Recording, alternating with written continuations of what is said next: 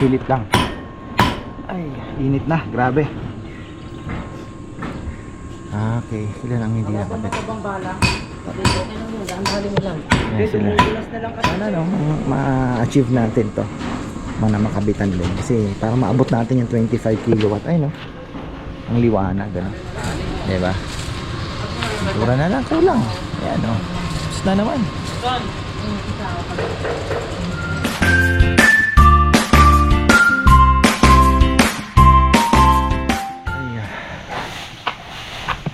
Ayan o, magandang buhay.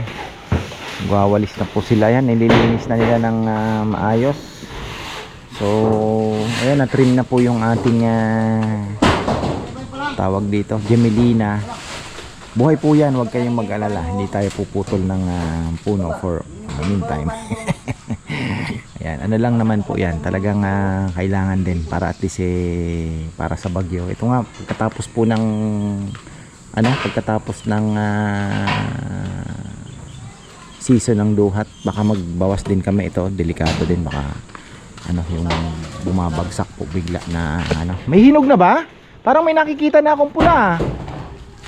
Ano yun? Pula na ba yun? Yung isang yun? O dalawa? Pula na. May nauna no? Oo, kuya.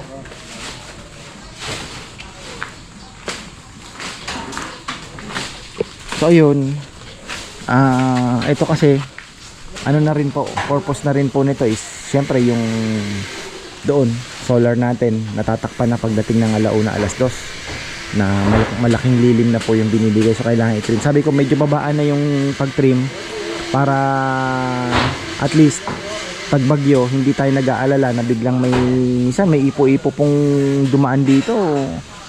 Talagang matatakot ka eh. Yung malalaking sanga na yan, baka pwedeng mabali, bumagsak dito, bumagsak doon. So at least safe na. So ikikip na lang natin yan. Pag sumanga yan, magkikip tayo ng ilang sanga, laging aakyatin, titrim, konti lang, parang ibo-bonsai na lang ba. Silipin natin yung hinahabol ni na Junjun. Ay, tapos yung mga installer natin, alam mo, nadagdagan sila. Sakit sa alam nyo, walang exercise, talagang kailangan. Pagod umakyat. Ilan na ba sila? Di ba? 6. Ayan o. Si Junjun tingnan nyo. So ito na. Ito yung trellis na. Ang galing ni Junjun kasi sabi niya, gawin natin ang paraan para hindi na tayo magposte. Ayan o. Kinat niya, sinuksok niya. Nga naman, mas matibay. Kahit tambitinan mo daw, matibay.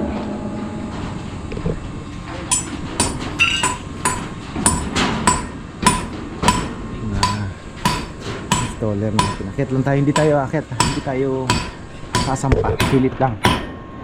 Ay, init na, grabe. Okay, ilan ang hindi nakabit? Yan sila. Na lang kasi siya eh. Gamitin mo na Ilan kayo? 5 pa rin? Kami po yung nadagdag sa Kayo si ito si Kulot. Yes sir. Si Ivan wala pa? Wala pa po sir eh. Mukhang nahihirapan ata si Ivan. Kasunod na rin po. Okay sir, commissioning na po sila rin. Siya yung electrician Apo. Technician po namin sir. Technician. So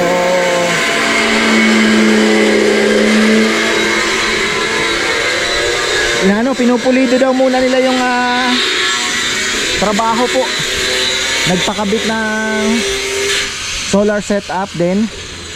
May-ari po ng Palawan Express and Tambunting. Ayan, isa lang pala may-ari no. So sabi ni Gian Bo, medyo kailangan tapusin lang namin dito bago natin puntahan, bago niya padala si Ivan. Pero at least ayan papalinis ko na rin yung sa baba na ito hindi talaga pwede kahit bubungan po ito, kahit bubungan po natin to, yung mga installer tatanggihan pong lagyan to ng solar panel kasi pagdating ng hapon wala na po dito, malilim na dito. So sayang lang daw. Dapat kasi hanggang 3 o'clock 4, mga ganun. Talagang nagbabaon pa si Genji ng ano. Okay. May kape yan nasa baba, ay pang bumaba. Ay, puyat ako pinagbigyan ko yung mga bata nandito. Siyempre, making memories for them, yung mga magpipinsan. Ano kami, midnight snack sa labas. Alas 12, pauwi kami, mag-aalauna na. Diyan lang naman sa Arayat. Alam niyo naman mga bata, mga teenager, di ba? Siyempre, saya sila na maglalabas para lang food trip, mga ganun ba. Ayun. Ngayon lang naiwan, si Rowan nakasama pa. Grabe na ang init. So sabi nila pag bago ka daw na may solar, mayat maya daw sinitingnan mo yung araw, mayat maya daw sinisilip mo yung app kung ilan na yung harvest mo, kung kumukuha ka ba kay Telco ngayon, di ba? Mga ganon. Ano naman, normal naman yun syempre, di ba? Kaya ka nga nagpakabit niyan Tapos pakita ko po sa inyo yung liwanag na nagawa. Sana no, ma-achieve natin to. Makabitan din kasi para maabot natin yung 25 kilowatt ay no. Ang liwanag ano. Diyan no. Kahit 12 panel pa siguro diyan pwede.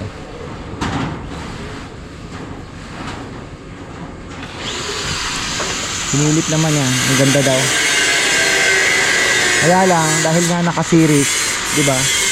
Malayo ang tatravel para ano, ng panel.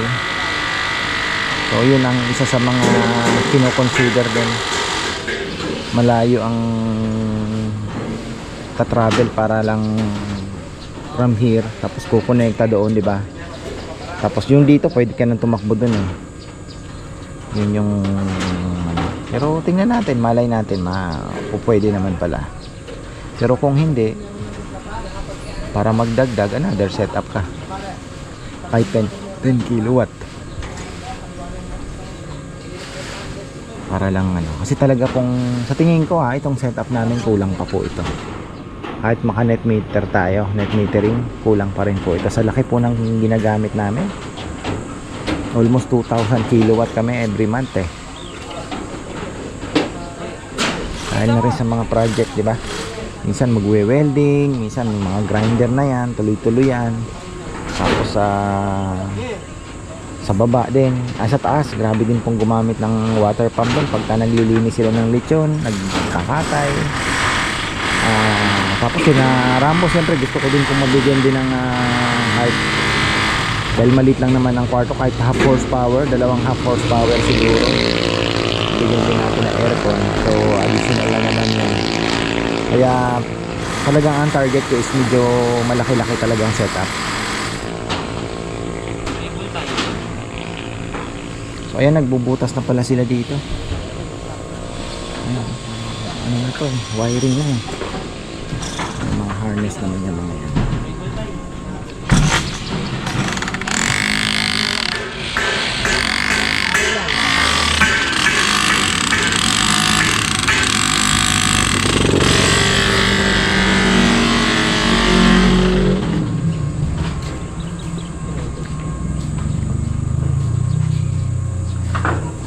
Init talaga dito sa taas.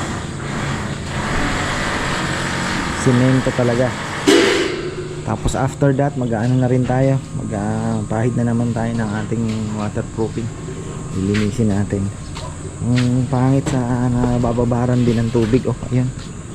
Dapat yung aircon, yung tagas niya, may divert namin pababa. May ipon dito. Hindi yan na yung Levy kasi hindi nakakuha talaga na sabihin mong ano, malaki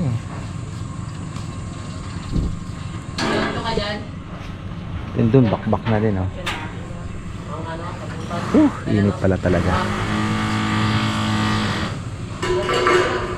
Pero wala, kailangan na rin lang i-rush to dahil si Boss Reggie nag-aantay na din sa Lubao. Malaki din po ang project nila doon. Sabi Reggie yan, anahin na natin bro. Kailangan matapos daw ngayong week. Dahil next week naka-schedule naman si Gian. Si Boss Reggie kay Gian. Na-deal niya na. Ayan.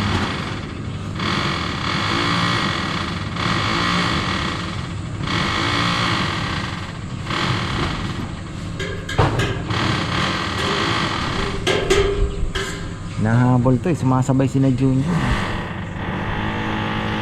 Sumasabay.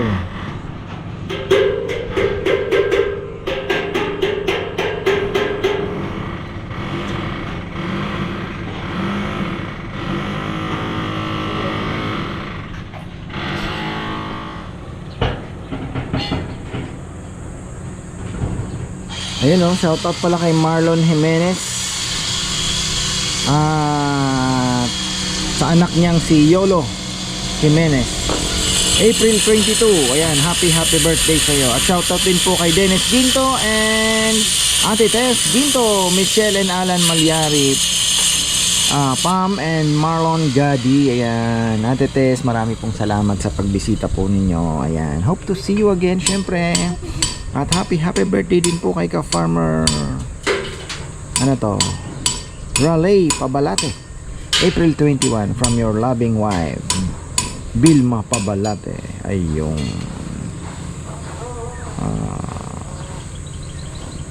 Joe Last Bareng ng Calgary, Alberta, Canada. Ayan, hello po sa inyo. At eto kay Ronil Kilope. Ayan, magandang buhay ka-farmer. Sa Bicol naman siya. Ayan, maraming salamat sa iyo. Oh, grabe na po ang init. Na sila.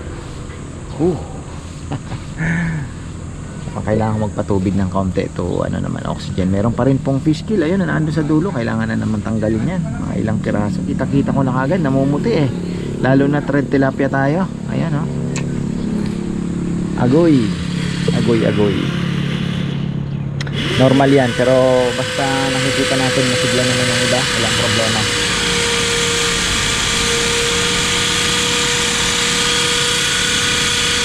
Ganda talagang magtrabaho pagka ng gigising ng maaga, mga bandang alas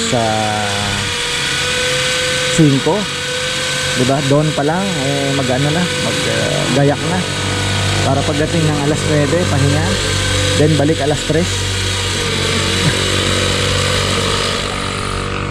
Pero once na naiakyat na po ito, naikabit na yung mga panels natin, okay na, kasi yan lang naman ang nila. Tapos electrical na po ang gagawin nila, yung technician. Dalawa na lang po ang hindi na ikakabit dito sa tatlo pala. Nag-iwan sila para makagalaw pa dito. 3, 6, tapos 12, 21 panels pa pala yan 21 panels pa ang hindi na ikakabit. Marami si Junjun.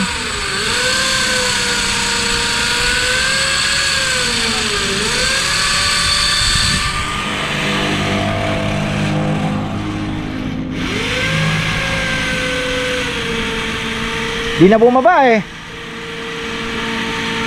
ang sipag ng batang ito. Lagukin mo na yan, malamig na bagong gawa. Ayan. Ay nako. So ito kasi nirarush nila, matatapos nila ngayon to. Sana mapinturahan na din para at least diretso na. Tapos ayusin natin ng konti dito sa roof deck siguro. May mga konti na ayusin. Ayan,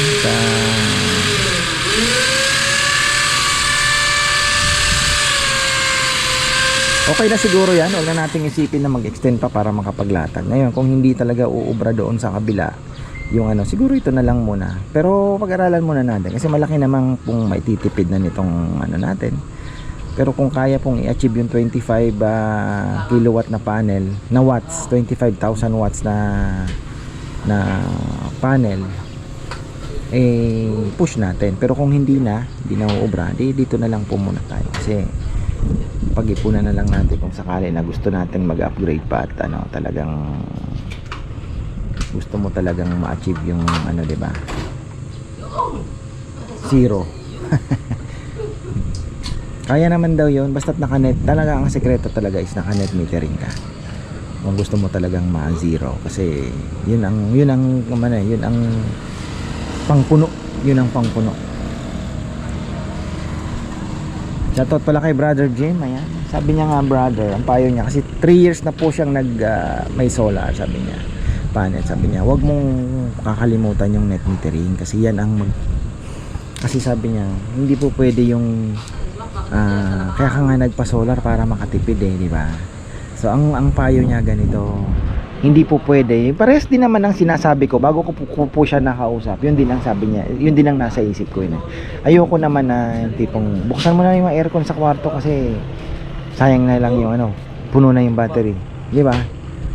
So, kaya nga nagpa-solar para makatipid. Ngayon, ang gagawin niya, pag sobra na yung napoproduce mo, di export mo na kay Pelco. Yun, doon na po papasok yung net metering. Sa gabi mo na siya gagamitin. Tulong na din po nung battery kasi hindi din tayo pwedeng mag-rely puro sa battery, diba? So yun yung battery is for brownout. Talagang malaking tulong yan, pero sa gabi ibibigay ni battery yung yung naipon mo sa kanya, let's say 70-80%. Pag nailabas na yon, nagamit mo na, doon na papasok naman yung grid. Ngayon, kung meron ka namang pautang kay Pelco, di ba, naglabas ka nung umaga, so, may mahuhugot ka doon sa kanya, parang ganon.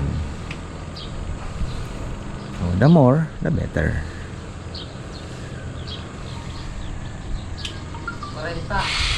Yan. So, computan na. Balik tayo.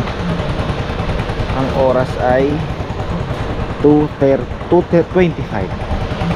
Ayan po yung natin, mainit pa rin, ganda sana talaga.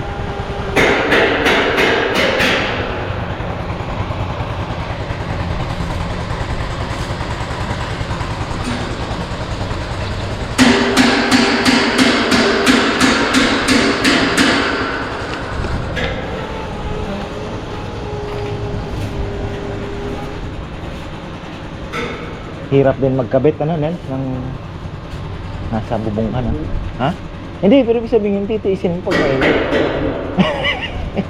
Hindi mahirap, madali lang naman kasi Pero kung gabi sila minsan ang challenge daw nila dyan, minsan yung bubong mahirap iangat yung panel. Nga naman, bubong yun paano mo, di ba? Mahirap iakyat may boom sila ko yan. Oo. Iniagos mo naman.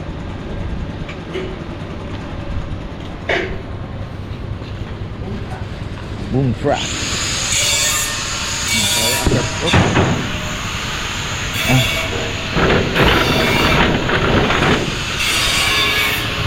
Hirap po umakyat. Kumakaod si Tambaloslos. Ayun. So ito, okay na. 9 na piraso. Tapos sila inaayos nila yung wiring. Hindi pa nila grabe ang init. Hindi pa po nila lalagyan din ng solar panels pa. Inaayos muna yung wiring ng ayan.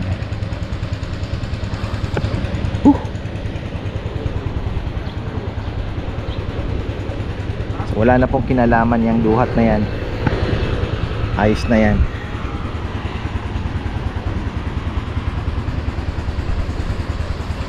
Kapatubig na naman ako.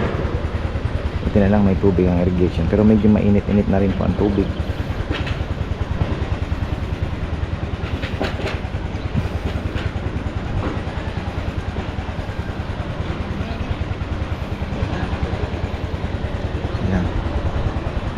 Patakbo na nila yung mga wire.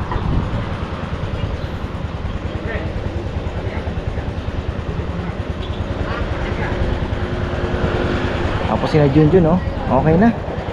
Konting kembot na lang, finishing touches. Nahabol pa rin yung design. Galing talaga ng mga to. Talagang maaasahan. Ayun. Oo nga, ano. Meron pa pala dito, tama. Ayun pa, oh. Dinikit na muna sa ilalim, Nel. Sa ilalim na muna dinikit na.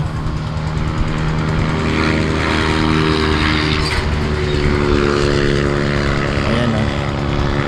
Alam ko kulang pa po ng, ano ba ang tawag? Kulang pa po ng tao. Pero ayan, baka makahabol po. Bukas gawa pa din sila. So baka mamaya baka makapag-install na sila ng panels. Ayan. Tapos ano naman bukas yung mga wiring na po sa baba. Papalinis ko na rin. Ano na? Baka to follow na yan. Importante makabit na yung ano, no?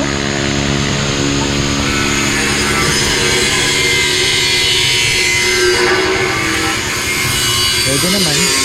Takpan.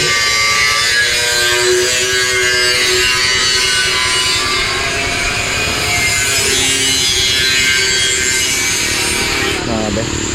Ganito pala kainit sa bubong.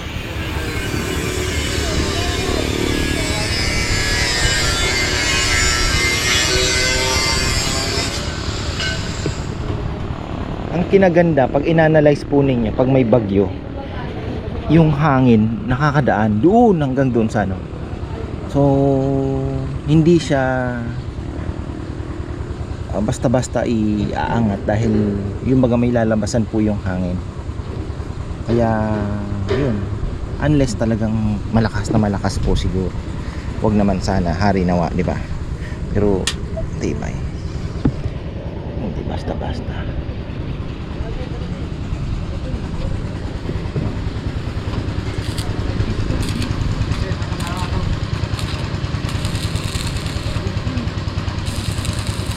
Ang team leader nila yung dumating kahapon, siya talaga ang nakakaalam ng diskarte.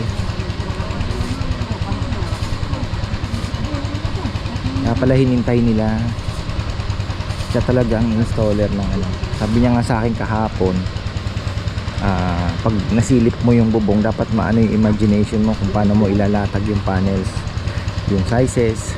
Tapos pag sinukat mo doon mo na dapat may mga binago siya dito sa plano ba namin, inano niya, ayan, ginawa niyang ganito. Dati kasi hanggang doon, tapos magkakaroon ng malaking daan dito, pagdidikitin yung ang ginawa niya, hindi niya pinalagpas doon yung dulo. Ginanito niya na, ayan. So ganon din naman ang dami ng panels, yung mga daanan na lang po ang inayos. So okay naman, makakadaan ka dito. Tapos dito sa gitna, makakadaan ka rin pag maglilinis.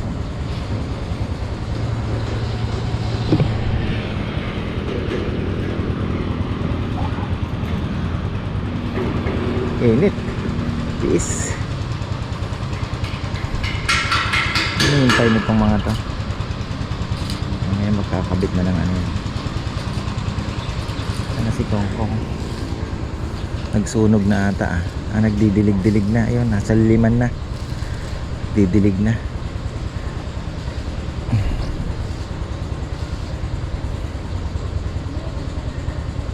Kalimutan niya na naman yung tanggalin yung mga patay na tilapia. Pero iikutan natin yan at sabihin ko yung kailangan damputin dun. Ilan lang naman po. May fish kill tayo. Pero hindi naman na po ganun karami.